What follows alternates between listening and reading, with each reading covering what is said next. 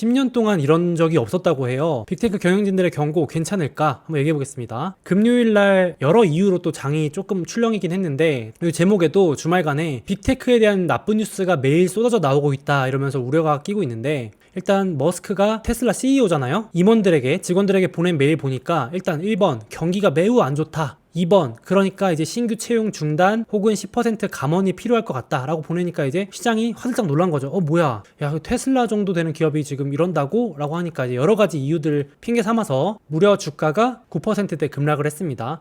그래도 반등 좀 이어가나 했는데 또 이렇게 떨어져 버렸습니다. 그래서 이제 주말간에 이게 난리가 나니까 머스크가 급하게 워워 하면서 또 발언을 했어요. 아니야 진정해, 1년간 직원 늘어날 거야 라고 했는데, 이 헤드라인만 보시면 그래? 그럴 수 있는데 자세히 읽어보시면 그렇지가 않습니다. 그냥 말 장난친 거예요. 보시면 걱정 마세요, 1년 동안 직원 수는 늘어날 겁니다만 단 시간제 비정규직 직원이 일어난다. 이 얘기는 이제 정규직 고연봉자 혹은 고위급 직원분들은 늘리지 않겠다는 얘기를 사실상 돌려서 말한 거고, 비정규직 직원분들이 아무래도 파트타이머 조금 연봉이 상대적으로 낮을 수 있으니까 비용 절감하겠다는 얘기를 똑같이 결국 하고 있다고 저는 해석이 됐습니다. 그래서 결국 뭐 똑같은 얘기 하고 있는 거 아닌가 생각이 들었는데, 또 주말간에 일론 머스크가 어떤 기사를 링크해가지고 내 말뜻이 요거다라고 하는데, 지금 테슬라가 위험해서 그런 게 아니고 생산성 향상, 직원들 덜 뽑고 해가지고 생산성 높이고 운영 최적화하려는 거다, 내 말이 이 말이었어 라고 하는데, 뭐 어떤 기업이든지 다 이러기 위해서 직원들 감원하고 그러는 거잖아요. 그래서 제가 봤을 때는 크게 변명거리가 안 되는 것 같은데 그렇습니다. 근데 지금 테슬라를 좋아하시든 싫어하시든 투자하시든 안 하시든 이게 이제 시장에서 우려가 되는 이유가 뭐냐면은 몇 명 자르고 말고의 문제가 아니고, 일단 상징적인 기업이잖아요. 왜냐면 1번 전기차, 특히 자동차 만드는 제조업이니까 경기에 민감하거든요. 아무래도 이거 테슬라가 뭐 아무리 자동차 싸게 팔아도 5천만 원에서 1억 가까이 하는 엄청난 고가의 제품인 거 맞는데 이 경기에 민감할 수밖에 없거든요. 저희도 돈이 있어야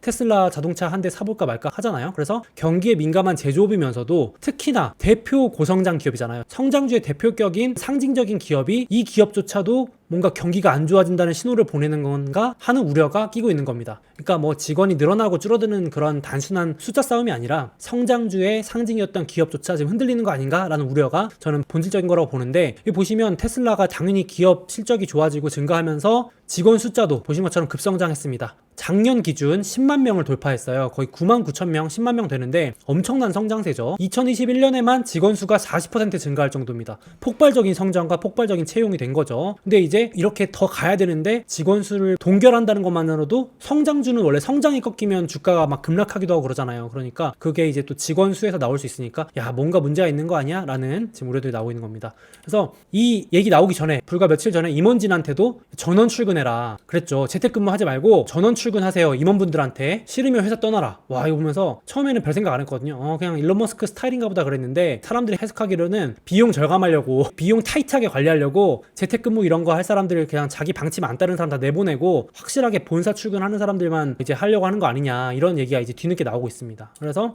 어떤 사람이 물어봤어요. 출근 업무는 지금 하이브리드 시대인데 너무 구시대적이라는 의견이 있던데 이거 어떻게 생각하냐, 출근 업무 꼭 다 해야 되냐, 이거 너무 올드한 방식 아니냐 이랬더니 일론 머스크가 단박에 대답을 하죠. 그렇게 생각하는 사람들은 그냥 다른 곳에 가서 일해, 어차피 거기 가서 재택근무 하면은 일하는 척 할 거야 라고 이제 되게 강경하게 비판을 했죠. 재택근무는 효율성이 없다라고 이제 다시 한번 못을 박았고, 본사 출근 방침에 따르는 사람만 데리고 가겠다 약간 이랬는데, 결국 이것도 지금 타이트해지고 있는 상황을 반영한 게 아닌가 싶습니다. 이제 그동안은 풀어줬는데 급격하게 상황이 좀 안 좋아지니까 뭐 이런 우려가 좀 있을 수 있을 것 같아요. 그래서 이제 리포트도 나온 거 보시면요, 최근 10년 동안 저도 투자하면서 빅테크 우려들은 많이 봤습니다. 뭐 빅테크 주가 빠지면 맨날 우려다, 위험하다, 빅테크 끝났다. 제가 한 2015년부터 빅테크 투자했었는데 맨날 떨어질 때마다 끝났다 이런 얘기를 매년 들었어요. 빅테크 꼭지설은 뭐 매년 나옵니다. 근데 제가 그 투자를 하면서도 본 게 진짜 직원 줄인다는 소리는 들어본 적이 없는 것 같거든요. 근데 진짜 이 리포트에 나왔듯이 최근 10년 동안 빅테크나 IT 업계가 워낙 고성장했기 때문에 직원만큼은 줄인 적이 없었다고 해요. 물론 해고는 있었겠지만 직원이 감소한 적은 사실상 이 그래프 보듯이 없었는데, 분위기 변화하니까 이 짱짱한 현금 부자 빅테크들이 고용을 줄일 정도로 뭔가 안 좋은가 하면서 이런 리포트도 나오고 있는 겁니다. 실제로 보시면 요 노란색 황금 색깔의 차트가 실리콘밸리 빅테크 기업들의 임금 인상폭인데 77% 급등하는 거예요. 그리고 미국 전체 임금도 급증하고 있고, 이러니까 미국의 기업들의 순이익률이 이렇게 꺾일 것 같으니까 기업 경영진들, 특히나 앨런 머스크 같이 생산성 중요시하고 효율성 따지는 빅테크가 기업 실적 꺾일 것 같으니까, 마진 꺾일 것 같으니까 선제적으로 대응하는 거 아니냐 이런 얘기를 하는 겁니다. 더 이상은 임금 올려주면서까지 사람 채용할 정도의 상황이 아니다. 부담 느낀다. 빅테크마저도 부담 느낄 정도다. 안 좋은 거 아니냐 이런 얘기를 하는 겁니다. 마침 이번 주에 월스트리트저널에서 딱 기사 내보낸 게 S&P 500 기업들의 연봉 순위를 쫙 조사해서 내놨거든요. 평균 연봉 기준으로 1등이 알파벳입니다. 여기 보시면 알파벳 연봉 중간값이 순위로는 1등인데 약 3억 원이래요. 와, 물론 미국 실리콘밸리 세금도 세고 생활비도 높아서 더 받아야 된다고도 많이 하지만 그래도 어쨌든 절대적인 숫자로 3억 원 엄청 높고 평균 중간값이니 격차는 있겠지만요. 그리고 메타, 지금 당분간 돈 벌 일이 없고 투자하기 바쁜 메타조차도 인재 채용 전쟁 때문에 보시면 연봉 3억 원, 중간 연봉 엄청 높습니다. 그래서 S&P 500 기업 절반 이상이 인플레이션 때문에 부인난 때문에 작년 연봉을 인상한 상황인데 이제 이게 이어질 수가 없고 부담을 느끼는 거 아니냐 이런 얘기가 이 기사에서도 보여주고 있습니다. 그리고 제가 좀 인상 깊었던 기사가 제가 지난주 영상에서 아마존도 지금 비용 절감하겠다고 난리다. 지금 주주들이 화가 나가지고 막 CEO한테 뭐라 그러고 지금 CEO 너네들 연봉은 많이 받으면서 지금 주주들 주가 폭락하는 거 어떻게 할 거냐 그랬는데 이번 주에 아마존 전자상거래 부문 CEO가 세상에 물류 비용 책임지고 사임했어요. 사임. 지금 보시면 직원들만 자른 게 아니고 임원들 간부들도 내보내고 있는 겁니다. 물론 자진 사퇴라고 돼 있긴 하지만 그렇습니다. 지금 상황이 비용 절감 쪽으로 많이 가고 있습니다. 분위기가 바뀌었죠. 그동안 막 성장할 때는 돈 흥청망청 좀 써도 봐줬는데 지금 이제 이렇게 막 책임을 지고 내보내고 이런 상황입니다. 빅테크도 이 정도인데 스타트업은 오죽하겠습니까마는 여기 보시면은 신규 성장 기업들은 이미 여기 해고 숫자인데요. 팬데믹 수준의 해고가 일어나고 있다고 합니다. 이미 이 정도 팬데믹 수준의 인력 조정이 일어나고 있다고 합니다. 뭐 엄청 겨울이 왔다고 하죠. 그러면서 지금 고용 동결 해고 관련된 뉴스가 갑자기 5월 들어서 급증하고 있습니다. 보시죠. 와, 이게 쭉 줄어들다가 그러니까 이게 지금 경기가 급 냉각되고 있는 게 나오고 있는 겁니다. 그래서 이제 다 우려를 하고 있어요. 저희 구독자분들 다 이거 느끼시고 뉴스 기사로 보시면서 체감하실 텐데 정작 숫자로는 그게 안 찍히는 거예요. 그러니까 이게 숫자로 찍혀야 우리가 바라는 대로 연준이 도와주던지 좀 긴축을 중단하던지 속도를 줄일 텐데 하필 이번 주 후반부에 발표된 지표가 너무 잘 나왔습니다. 아이러니하게도 지금 현장에서는 난리가 났다고 하는데 기사 보시죠. 미국 노동시장 여전히 탄탄. 세상에 너무 탄탄하대요. 숫자로는 원래 이 지표는 후행이거든요. 늦게 나오거든요 이게. 그래서 실업률 완전 고용 아직도 3.6%, 실업자가 3.6%밖에 없을 정도로 아직도 뭐 초저점입니다. 일자리 너무 많이 늘어나고 있고 실업률도 너무 낮고 끄떡없고 17개월 연속 일자리가 늘어나고 있으니까 이러면은 저희도 뭐야 이러면서 연준 입장에서는 야 봐봐 고용 끄떡 없잖아. 근데 긴축을 안 할 이유가 있어? 이러면서 벌써 시장이 그걸 우려하면서 시장 금리가 급등했습니다. 야 이거 긴축하겠네. 이거 뭐 속도 줄인다는 거 김칫국이었네. 택도 없다 이러면서 지금 금리가 급등해버렸습니다. 좀 내려오나 싶었더니 올라가고 있습니다. 그래서 저 이제 좀 울고 있고요. 제가 지난주에 단기 체크리스트 보여드렸어요. 1번 단기 반등의 조건 10년 금리가 진정되는가 이거부터가 틀렸습니다. 더 보고 말 것도 할 것도 없어요. 달러 진정되는가 달러도 진정이 잘 안 되고 있고 유가 신고가 가고 있습니다. 지금 기름값 신고가 체크리스트에 하나도 해당되는 게 없습니다. 단기 반등도 지금 물 건너간 거 아니냐 이런 얘기 나올 정도로 원자재 진정되는가 아니요가 되고 있습니다. 지금 그래서 단기도 지금 어렵다 얘기 나오고 있는데 여기 보시면 금리가 좀 내려와야지 주식시장이 그래도 반등하지 않을까요 했는데 금리 오르고 있고요. 달러도 그렇게 내려오지 않고 있고요. 조금 내려오고 있는데 그렇게 시원하게 내려오지도 않고 유가는 심지어 재상승 신고가 달리고 있습니다. 거의 근접해가지고요. 이러니까 이제 증시도 좀 힘없이 금요일 마지막에 좀 하락하면서 마감을 했고요. 요게 좀 다시 돌아와야 되는데 당분간 좀 어려울 것 같습니다. 지금 물론 증시 변동이 너무 크니까 이거 하루 움직임 갖고 1일 1비 하는 건 아닌데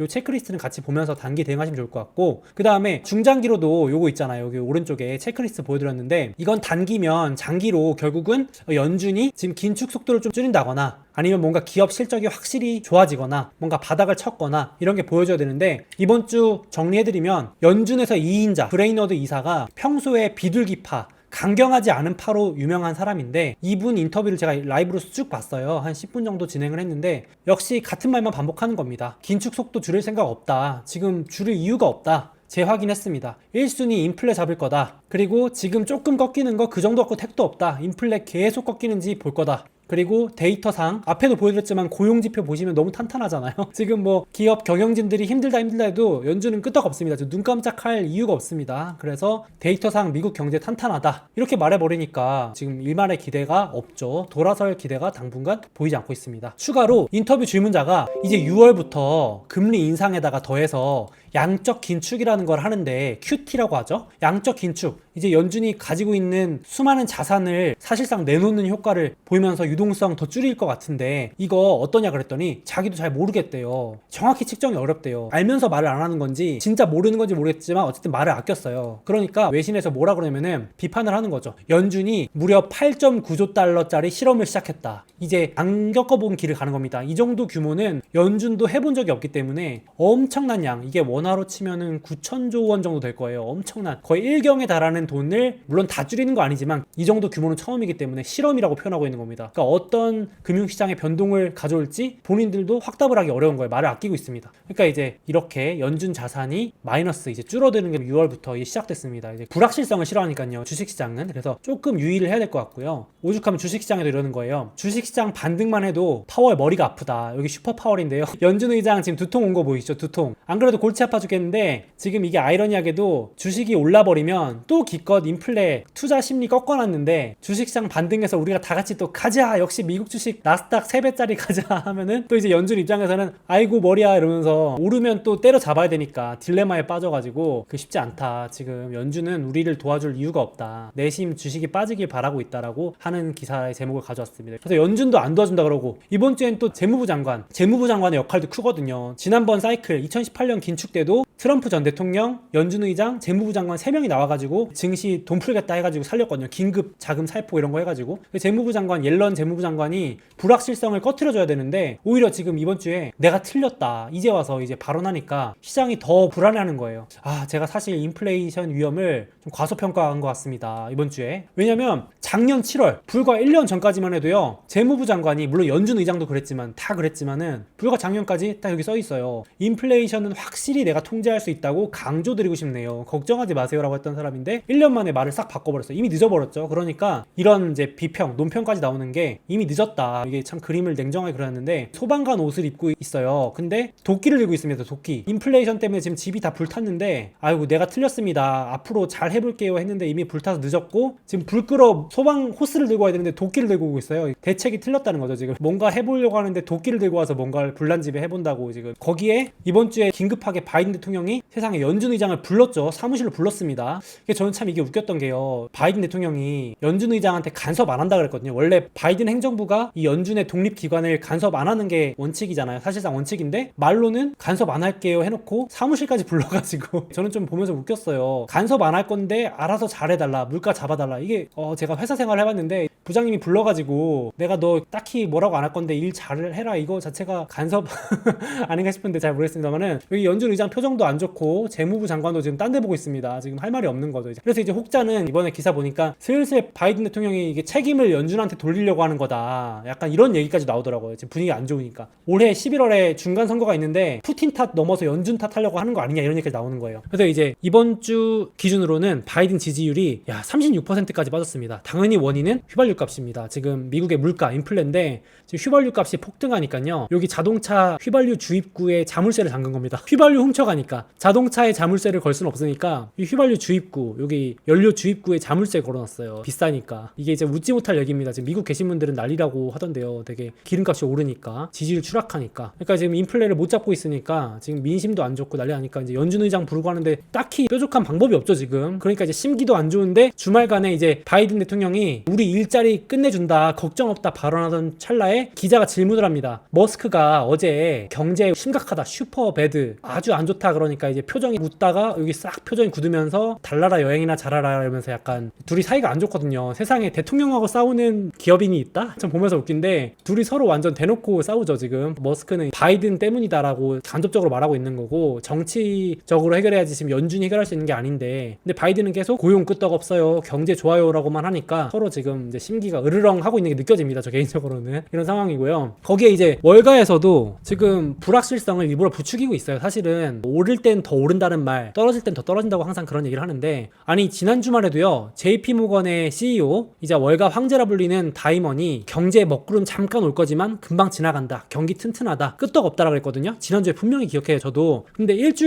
딱 일주일 만에 갑자기 먹구름이 허리케인이 됐어요. 허리케인. 근데 그 허리케인이 얼마나 클지 예측이 불가능하다라고 슬쩍 말을 바꾸고, 심지어 강경하게 뭐라 그러냐면은 투기를 멈추려면은 일부러라도 유동성 일부를 제거해야 될 것 같다. 너무 투기가 심각하다. 증시 안 좋은 발언이죠. 그러면서 이제 지금 양적 긴축이 시작됐는데 6월달부터 역사책을 새로 쓸 정도의 뭔가 보게 될 거다 이러면서 겁을 팍 주더라고요. 그러니까 야 뭐야, 지난 주말에도 이분 말 덕분에 증시가 오르기도 했었거든요. 금융주 급등했다가 또 세계 최대 자산운용 블랙락이라고 하는 회사의 CEO도 대놓고 비판을 하더라고요. 아니 이거 지금 연준한테 떠넘길 게 아닌데, 공급은 정치적으로 해결해야 될 문제인데 연준한테 통화정책으로 해결하라고 그러니까 이게 말이 되는 소리냐. 금리 올린다고 인플레가 내려가는 게 아니다. 그러니까 수년간 지속될 거다. 경기에 충격 올 거다. 이렇게 또 겁을 주더라고요. 그러니까 지금 기름값이나 천연가스 이런 것들은 좀 전쟁이나 봉쇄 뭐 이런 것들 때문에 일어난 일이니까 바이든 행정부에서 뭔가 정치적으로 해결해야 될 일이지 연준한테 다 떠넘기면서 될 일이 아니지 않느냐라는 얘기를 계속 하더라고요. 그러니까 이제 지금 우리 알고도 당하게 생겼다는 얘기가 나올 정도로 시장은 이미 침체가 오냐 안 오냐보다도 언제 오느냐 혹은